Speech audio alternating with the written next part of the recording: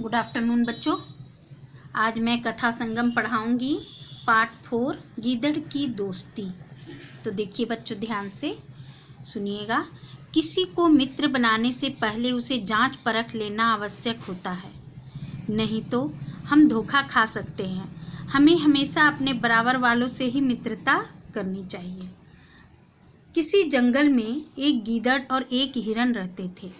गीदड़ रोज सोचता था कैसे इस हिरन को मारकर खाऊं, परंतु वह हिरन की तरह तेज दौड़ नहीं सकता था, इसलिए उसकी इच्छा कभी पूरी नहीं हो पाती थी। एक बार गीदड़ ने एक युक्ति निकाली। युक्ति का मतलब होता है उपाय। वह हिरन के आगे आने जाने के मार्ग पर बैठकर जोर जोर से रोने लगा। हिरन ने गीदड़ को रोते देखा तो उससे रोने का कारण पूछा। गीदड़ बोला, मेरा कोई मित्र नहीं है, मैं अकेला कैसे जी सकता हूँ, इसलिए मैं नदी में डूबकर मर जाना चाहता हूँ। हिरन ने कहा, मर जाने के बाद क्या तुम्हें मित्र मिल जाएगा? जिंदा रहोगे तो कभी न कभी मित्र मिल ही जाएगा। यदि कोई ना मिले तो आज से तुम मुझे ही अपना मित्र समझ लेना। गीदड़ की युक्ति सफल हुई। युक्ति यानी गीदड़ का ये उपाय सफल हो गया। अब हिरन और गीदड़ साथ साथ घूमने लगे। उस जंगल में एक कौवा हिरन का पुराना मित्र था।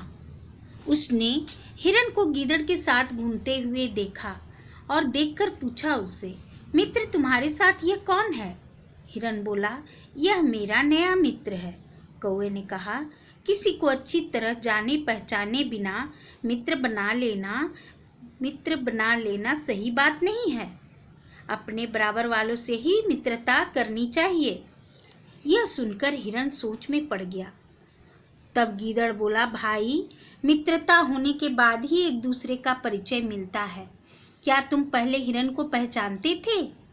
लेकिन कौवे को गीदड़ की बातों पर यकीन नहीं हुआ। कौवा जो है वो बहुत चालाक था। वो जानता था कि ये गीदड़ जो है जरूर कोई ना कोई शैतानी करेगा। ये बात कौवा समझ गया था। एक दिन गीदड़ हिरन को एक हरे भरे खेत में ले गया। वहाँ हिरन को अच्छा खाना पीना मिला। घूमने फिरने का भी बहुत मजा आया। फिर तो दोनों मित्र प्रतिदिन उस खेत में जाने लगे। खेत के मालिक ने उसे फसल को नष्ट होते देखा तो एक दिन उसने खेत में जाल बिछा दिया। हिरन उसमें फंस गया। गीदड़ की युक्ति सफल हो गई। अब गीदड़ जो है अपना उपाय में गीदड़ जो है वो सफल हो गया।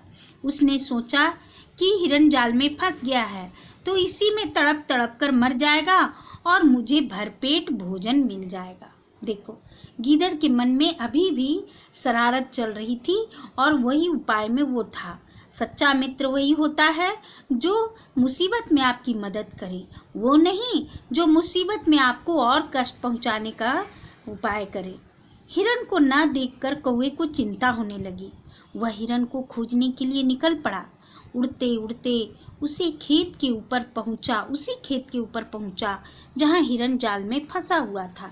यह देखकर कौवा हिरन के पास गया और हिरन को ढाढ़स बंधाते हुए कहा, मित्र, तुम चिंता मत करो, तुम इस जाल में मुर्दे की तरह पड़े रहो। मैं जैसे ही काँव काँव बोलूं तुम पूरी ताकत से भाग निकलना। कुछ समय बाद खेत का मालिक आ पहुंचा। उसने हिरन को देखा कि जाल में हिरन मरा पड़ा है। उसने जाल को खोल दिया। कौवा तुरंत काँव काँव करने लगा। हिरन फौरन उठकर भागा। खेत के मालिक ने यह देखा तो उसे डंडा फेंक कर हिरन को मारा, लेकिन हिरन बच गया। गीदड़ वहीं छिपकर बैठा था। डंडा उसके सिर पर जा लगा और वह वहीं तुरंत मर गया। इसके बाद हिरन और कौवे की दोस्ती और अधिक गहरी हो गई। दोनों जंगल में आनंद से रहने लगे। तो बच्चों, देखे ना, जो मित्र आपको कष्ट पहुंचाते हैं, आपको धोखा देने की कोशिश करते, वैसे मित्रों से दोस्ती नहीं करना चाहिए। समझ गए ना? अपने फायदे के लिए किसी को भी धोखा नहीं देना चाहिए। ये बात आप हमेशा याद रखोगे। ओके, धन्यवाद।